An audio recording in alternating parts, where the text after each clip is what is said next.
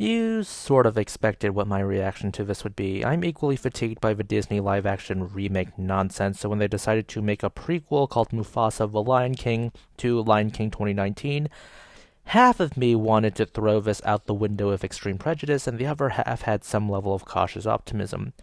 Basically, the idea is that I and many others had was that if Mufasa the Lion King was a smashing success, it would validate Disney's live action attempts of their animated properties, no matter how painful they are, and basically usher in an era of new prequels, sequels, spin offs, same universe nonsense.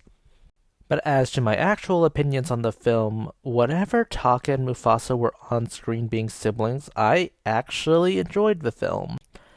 I also like the idea that Taka was too cowardly and too narrow-minded to be king. Meanwhile, Mufasa rules through sheer charisma and willingness to work with others, making it early on clear that Mufasa, despite being an outsider, was more adept to actually being a leader.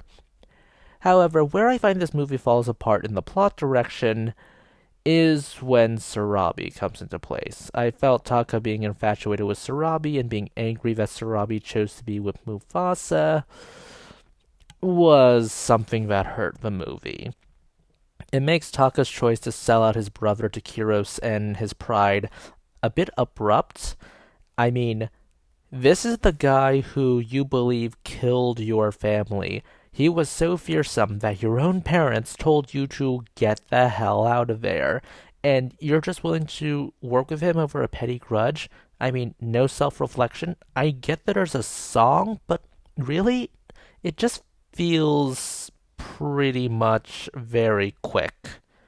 Oh, and getting the heroic second win leads to a swipe that Kiros takes towards him and ends up getting the scar on, well, Scar. I'll give the film some credit. Mufasa taking the betrayal hard and reacting the way he does is actually what I expected and felt was done very well.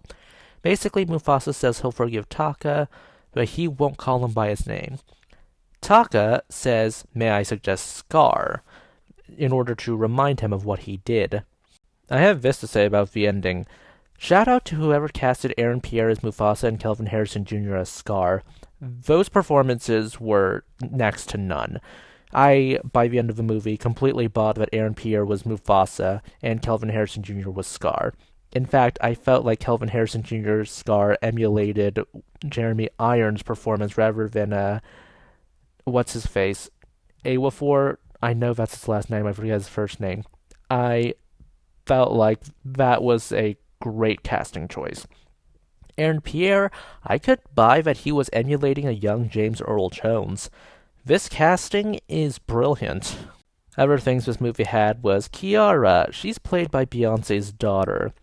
Basically, Timon and Pumbaa provide snarky commentary as Rafiki tells her the story of how Mufasa became the Lion King.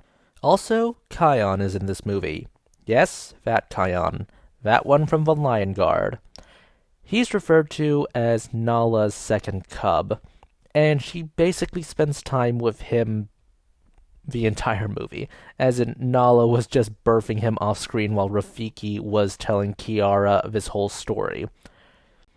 As you can tell, I prefer the art direction of the actual Lion Guard show compared to whatever this movie gave us. The animation is much better than Lion King 2019. The animals are actually expressive the way animals in an animated movie should be. The problem is that it comes with being Lion King 2019's prequel/sequel. The lions are expressive, sure, but what can I say about the blocking and the choreography used for semi-realistic animals? Well, it's not great. It's held back by a lot. The choreography for the songs once more falls into Lion King 2019's trap of meandering. Sure, it's better than Lion King 2019's meandering, mainly because the character expressions, exist and they're allowed to emote, but it's when it comes down to actually blocking and making, choreography for this, where the production just falls apart completely. It just comes off as them frolicking through crowd shots in order to show off how great and pretty this movie is. And yes, I will praise that it's animated pretty well. The problem is that it comes at the cost of the story. Now, I'm going to be talking positively about Wish. I know we've all turned it into our personal snark bait, but it does generally understand the concept of blocking choreography and cinematography correctly. It's where the lyrics fall apart, but generally how things are framed, it's done competently. So there's a song called This Wish, if you don't recall, which is the I Want song for the entire movie. And Asha sings, "Isn't truth supposed to set you free?" You see, she's the focus, she has all the lighting, she is the only human character on the screen. This is good blocking. After all, you know where your focus should be. But when you think about musical theater and how choreography and blocking goes, you can't do what a movie or an animation can do.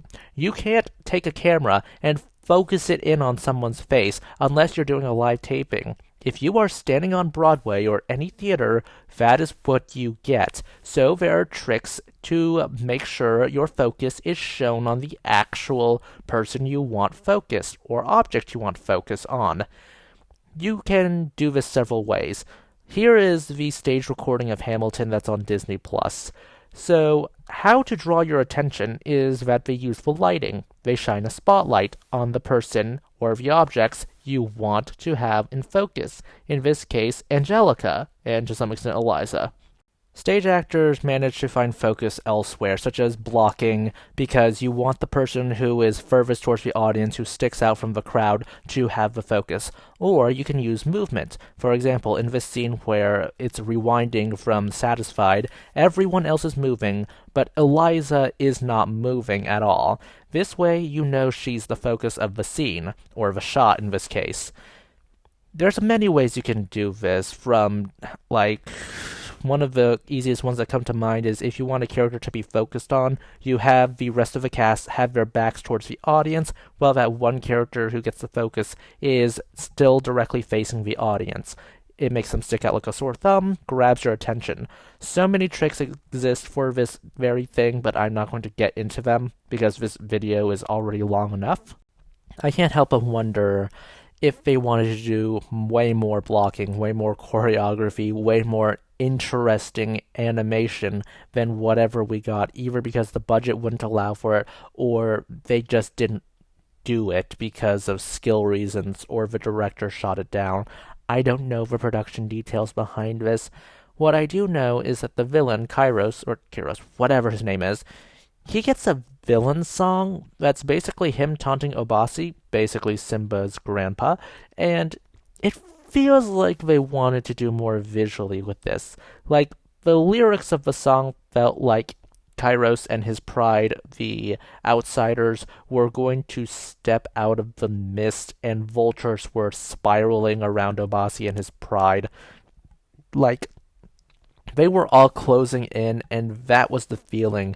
Be as claustrophobic as possible. That's just a vibes-based approach. I don't know what the production was like.